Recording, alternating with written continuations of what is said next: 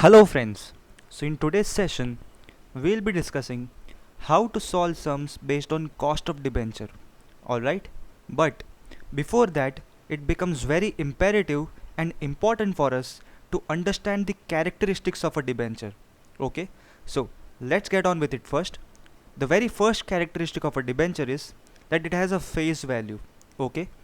And by face value, what I mean is that debentures are generally issued at a face value of, let's say, rupees 100 or rupees 1000, and the interest is paid based on that particular face value.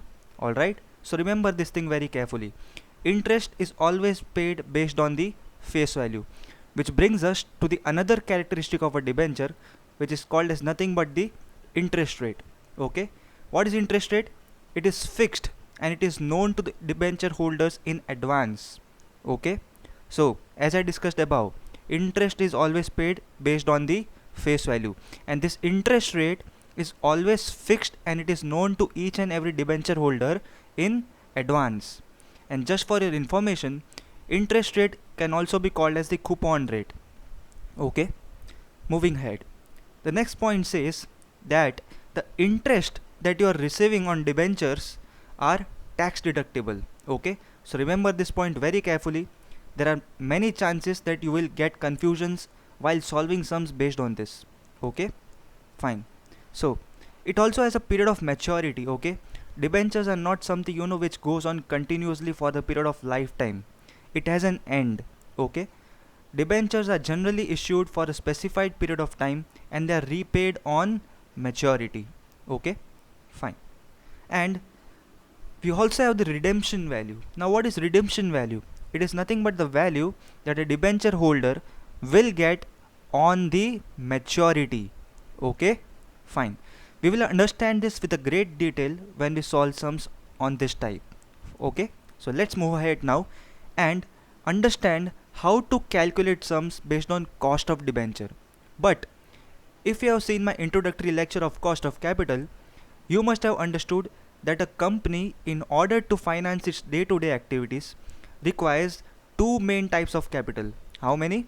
Yes, two main types of capital. And which are those? Right. The first one is called as owner's funds and the second one is called as borrowed funds. Okay, and collecting funds by issuing debentures is a perfect example of borrowed funds. Okay, so what a company does is that it borrows funds from investors by issuing debentures. Okay, so now in this method we will understand how to solve sums for debentures which are issued and redeemable at par. Okay, but before solving sum, let us understand the formula now. Okay, so the formula says KD is equals to I into 1 minus T. This is the formula of cost of debenture. Okay, or cost of debt, whatever you may call it as, where KD is called as the cost of debt, I is nothing but the interest rate, and T is also called as the tax rate. Okay, so we understood what are the characteristics of a debenture, we understood what is the formula, and we also understood the acronyms and the full forms. Fine. Now what we will do is we will solve a very simple question over here to understand how to solve such type of sums. Okay, so here we go with the question. The question says ABC Limited has issued rupees 4 lakh 10% debentures. Okay, read this first line very carefully, students. ABC Limited has issued rupees 4 lakh 10% debentures. 10% debentures means what? The interest rate on debentures is 10%, which is known to each and every debenture holder in advance. Okay, fine. So this is the interest rate and this 4 lakh is called as a face value. Okay, fine. They are saying the tax rate is 50%, so the value of T is also given to you. What you have to do now? Simply calculate the answer with the help of a formula. You have to find the cost of debenture and the tax shield. Okay, so what we will do now, we will break this question into two parts. First, we will find what is the cost of debenture and then we will understand how to find the tax shield.